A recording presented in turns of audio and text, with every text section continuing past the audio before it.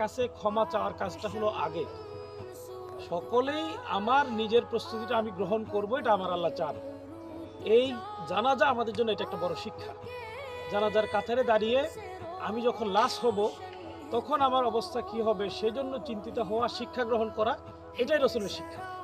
আল্লাহ রাসূল সাল্লাল্লাহু আলাইহি ওয়াসাল্লাম তার জীবদ্দশায় প্রতিদিন 70 থেকে 100 বার মৃত্যুর কথা স্মরণ করতেন। স্মরণ করে মৃত্যুর প্রস্তুতি গ্রহণ করতেন।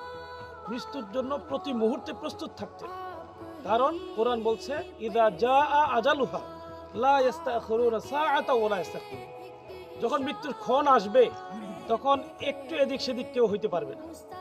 আপনারা অনেকেই কারণের নাম শুনেছেন, সে এক পা দিয়ে দ্বিতীয় পা দেওয়ার চেষ্টা করে ব্যর্থ হয়েছে, দ্বিতীয় পা রাখার সুযোগ তাকে দেয়নি। ঠিক সেরকম মৃত্যু কখন আসবে, কোথায় আসবে, এটার কোনো নিশ্চয়তা নেই।